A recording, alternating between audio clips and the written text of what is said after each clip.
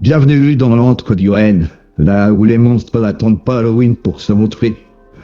Je suis Lucien Lébus, et aujourd'hui on part à la rencontre d'un homme qui a prouvé qu'on pouvait faire de la déco d'intérieur avec du dermographe humain.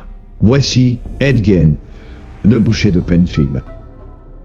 Dans la grande galerie des serial killers, certains tuent pour l'argent, d'autres pour le plaisir. Ed Gein, lui, faisait ça pour la couture, oui, littéralement. Penfield, Wisconsin, année 1950.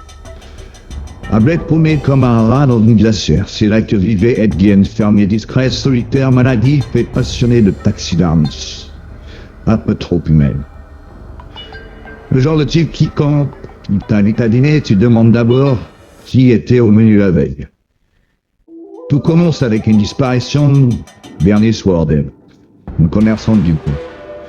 Sa boutique est vide, des taches de sang au sol et un ticket de caisse indiquant une vente au long d'Ed Gein. Pas subtil Ed, même pas un alibi en peau humaine. La police débarque chez lui et ce qu'elle trouve, c'est un catalogue Ikea version Freddy Krueger. Un abat-jour en peau humaine, des bols fabriqués avec des crânes, des ceintures en mablon et même un corset cousu avec un torse de femme haute couture post-mortem. Et là tu te dis, mais pourquoi? Pourquoi Ed Gein collectionnait les corps comme d'autres les femmes? Eh bien, il avait un rêve. Devenir sa mère, littéralement. Parce que Augusta Gein, sa mère, était une fanatique religieuse obsédée par la pureté morale. L'enfer est probablement les légumes trop justes. Une femme qui lui répétait que toutes les femmes étaient des pécheresses.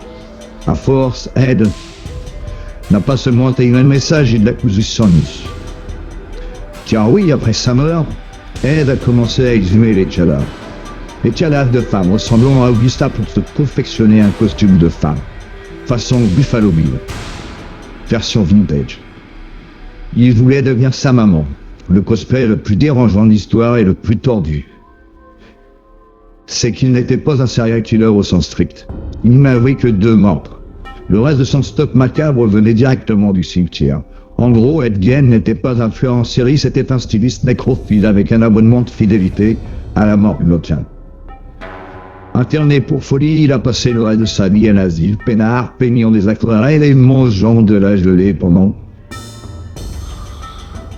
ce temps, Hollywood s'inspirait de lui pour créer Leatherface, Massacre à la tronçonneuse, Norman Bates, Psychose et Buffalo Bill, Le silence des agneaux. Pas mal pour un gars qui ne savait même pas utiliser son frigo sans le transformer en cercueil. Alors, la prochaine fois que vous trouvez un voisin un peu bizarre, qui sent fort molle et collectionne les lampes avec du cuir artisanal, appelez la police ou alors appelez-moi, Lucien Lébus.